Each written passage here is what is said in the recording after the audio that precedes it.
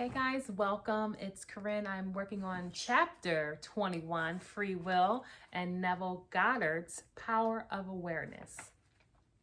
The question is often asked, what should be done between the assumption of the wish fulfilled and its realization?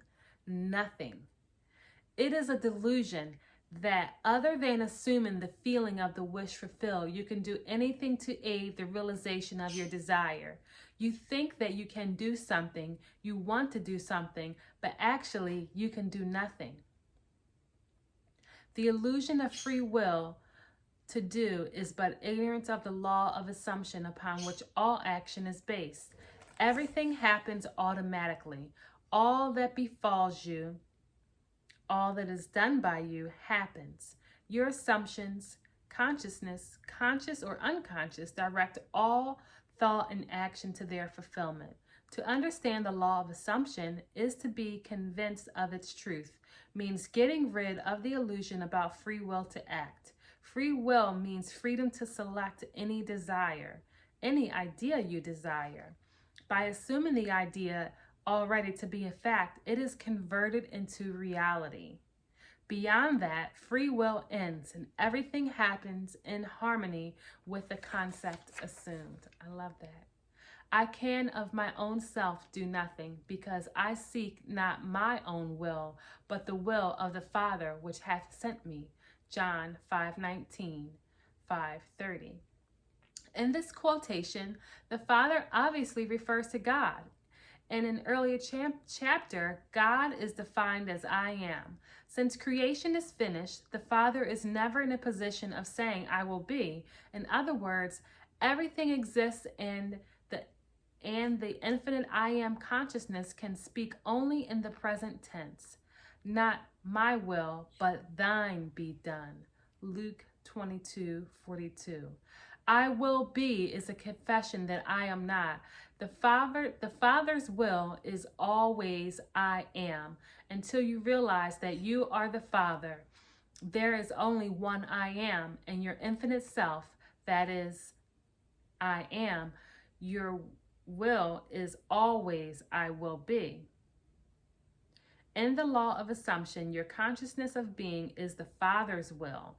The mere wish without consciousness is the my will. This great quotation, so little understood, is the perfect statement of the law of assumption. It is impossible to do anything. You must be in order to do. If you had a different concept of yourself, everything would be different. You are what you are, so everything is as it is. The events which you observe are determined by the concept you have of yourself. If you change your concept of yourself, the events of you in time are altered, but thus altered they form again a deterministic sequence starting from the moment of this changed concept. You are a being with powers of intervention which enable you, by a change of consciousness, to alter the course of observed events. In fact, to change your future. Deny the evidence of the senses and assume the feeling of the wish fulfilled. Inasmuch as your assumption is creative and forms an atmosphere, your assumption, if not a noble one, increases your assurance and helps you to reach a higher level of being. If, on the other hand, your assumption be an unlovely one, it hinders you and makes you a downward way swifter. Makes your downward way swifter.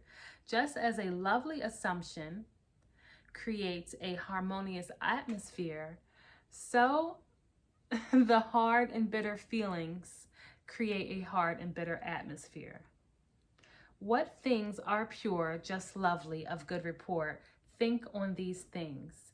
Philippians 4:8. This means to make your assumptions the highest, noble, happiest concepts.